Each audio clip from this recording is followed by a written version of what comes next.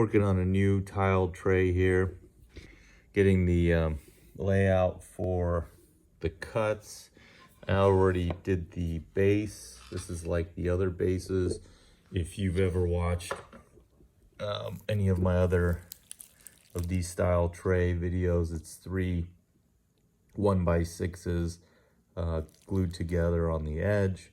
I think I'm going to use a walnut for this. I got some pieces of walnut. I think this time I'm going to try a dowel. Put a dowel into a butt joint. The next step here, once the base is made, that's pretty straightforward. You just glue 3 1x6s, chop it down to size for where the tile is going to sit. Get that set up, mark out where your cuts are going to be for the side pieces. So got these, it's a 1-inch bit, Freud bit. It's what I normally use for these hand holes. And I go about 4 inches wide. Mark the center, mark the tile line. Kind of create a little rectangle, about 1 3/4 inch each side of the center line. Put these back to back, use some double-sided tape. Tape them together, and then I only have to cut one. Now to sand these, I mean, that's not too bad. Pop in a little sanding disc. I got a video on this when drill press. This thing comes in real handy, especially making stuff like this. So I'll put that little sanding wheel in there and then just run this back and forth. I've used Dremel before, but Dremel's hard to keep it from burning. I'll run that sanding disc a little bit and then finish it by hand. Tip here is, as long as you spend cutting, let your bit cool. If the bit gets too hot, it'll get dull prematurely. And then I just hold, that's why I couldn't do much of the video, I just hold the vacuum end to the hole to clean this out, and then to keep all the shavings from flying everywhere. So putting these dowels in, I got this Miles Craft dowel jig kit. Comes with some 3 different sizes of dowels, little stop collars for the drill bits, which this set has the auger point.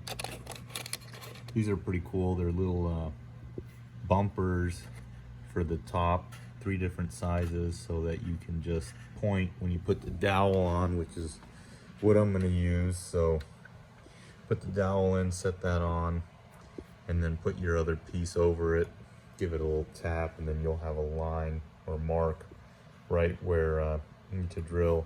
The instructions are so-so. I mean, this is an okay kit, but the way it essentially works is you get this, see, it's got these 4 lugs, and then you line it, put the 2 lugs, and then it'll catch right where that hole sort of meets the center of the board. And there's different ways to do this for different sizes. So you're supposed to use the 2 edge lugs for 1/4 inch to set the stock collar,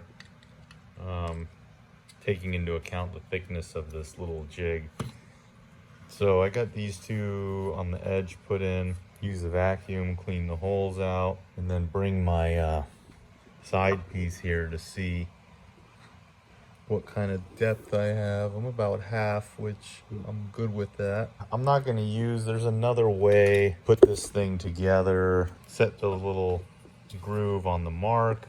Yeah, so then you can drill like that using the groove. Well, I mean, it's got some decent functions. It's not manufactured, it's pretty Chinese.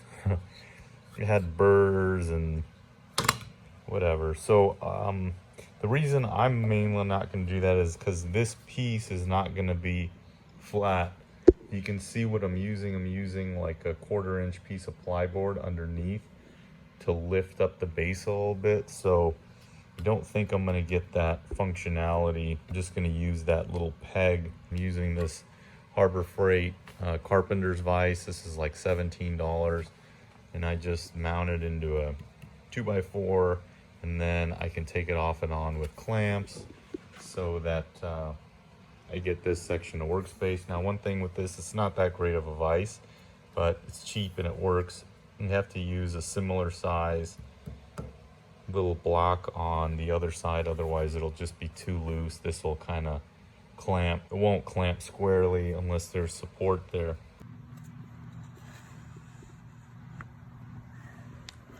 Got all my dowel holes drilled. Now I'm gonna do a little dry fit and see how I'm ready for my glue up. Kinda cool how it all comes together when the dowels are done. A little bit of a complicated glue up with the dowels and the four sides and putting it all together. Still gonna try to get a dab of glue on these sides. So it looks pretty good. I'm gonna tighten the clamps down, make sure my spacing, everything looks good. Then I'm gonna put some blue tape, these inside edges, when I've made these before, if you get glue squeeze out in there, it's really a pain. So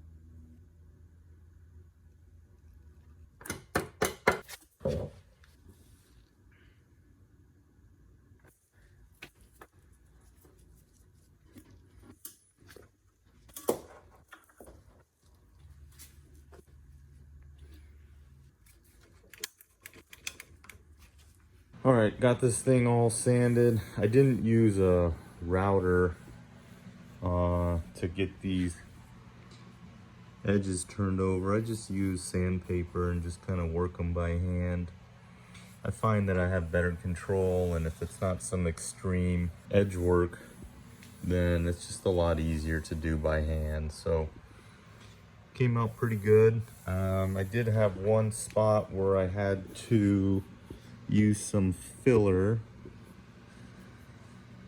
I think it was here. Had this little edge that opened up a little bit, but I just mixed some wood glue with some of this walnut sanding dust from the sanding bag.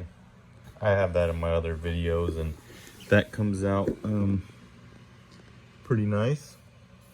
It's just a little bit of sanding dust left over. So finished sanding, got all these sanded. It's pretty straightforward. It does take a little time. It makes the work shine.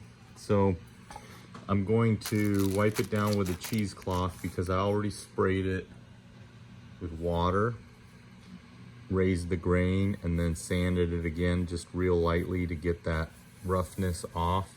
And then I'm gonna cheesecloth, hit it with the Seal-A-Cell, let that dry, and then come back and do the finish.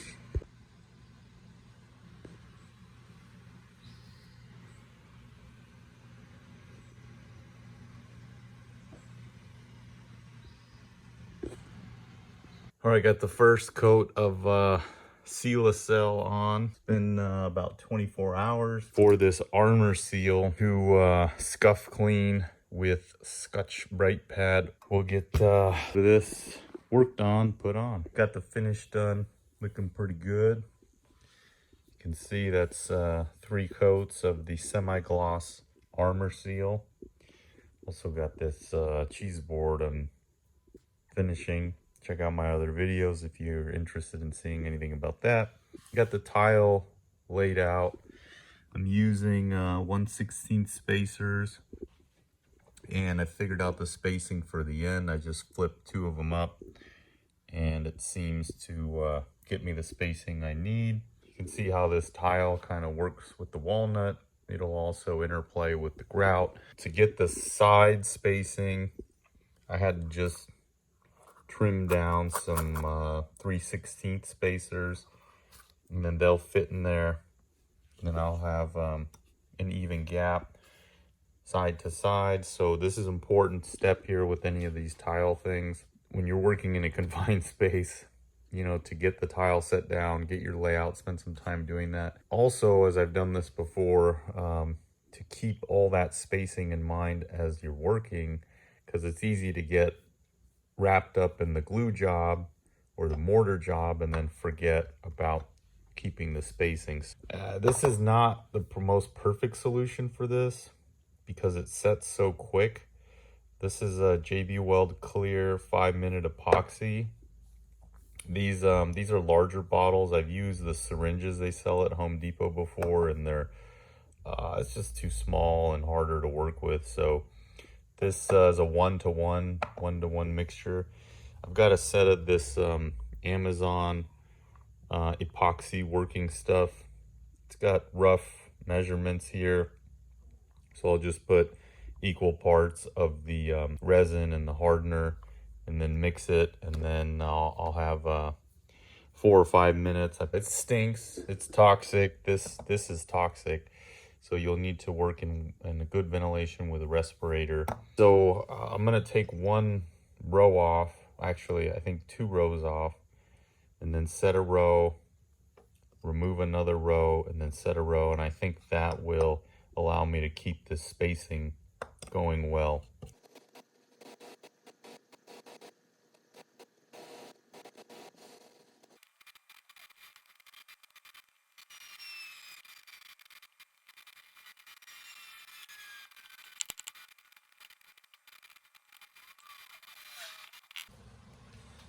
All right, so got the last piece put in here.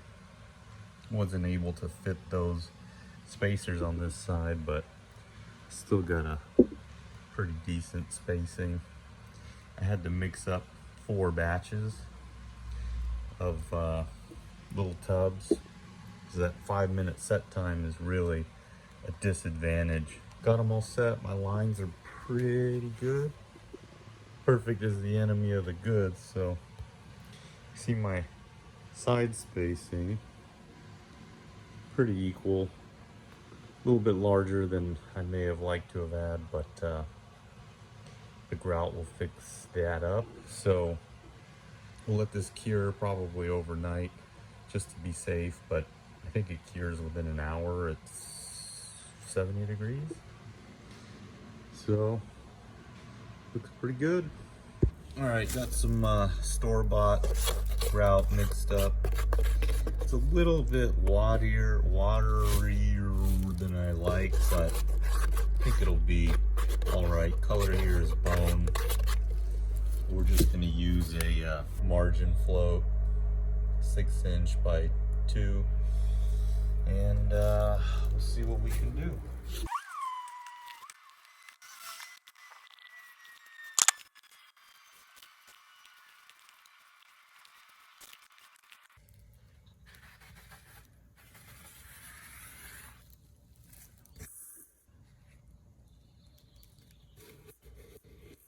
What I like to do is bunch up the sponge a little bit, get one side exposed, then I can start in the corner and move out to the side.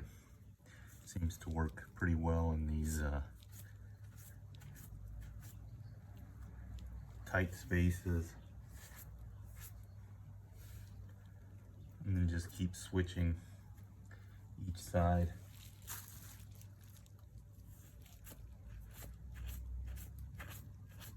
And just keep working. Look at where the level is weird, and you can always hit that spot.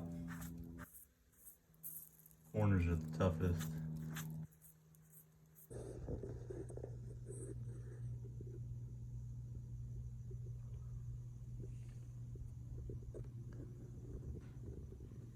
All right, got this thing all finished to final product here. Came out really nice. Walnut. This Japanese ceramic tile. We had leftover from another project. You can see my grout lines came out pretty good. A little bit wide on the 2 sides, but I'm okay with that. It gave me a little bit of room, and they did come out equally. So these are really beautiful presents for people, especially for the ladies. You can serve, lunch, little drinks and stuff in these. Really nice handles. And my grout isn't perfect. I mean, anytime you make any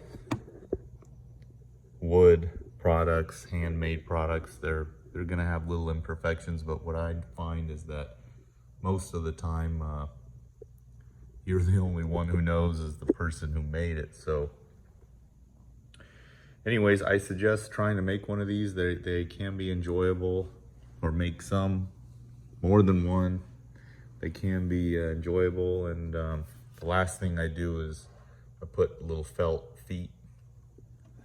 So pretty heavy. It's probably at least 15 pounds. Really nice, just beautiful, almost like a work of art. Nothing really like it. May try to make it to last a lifetime for someone, you know, if they take care of it, if they don't bang it up too much or get too much water on it, it will be an heirloom. And they can always be refinished, you know, the wood later on. So really happy with that. Thank you everybody for watching. Please do subscribe to the channel. We really appreciate the support.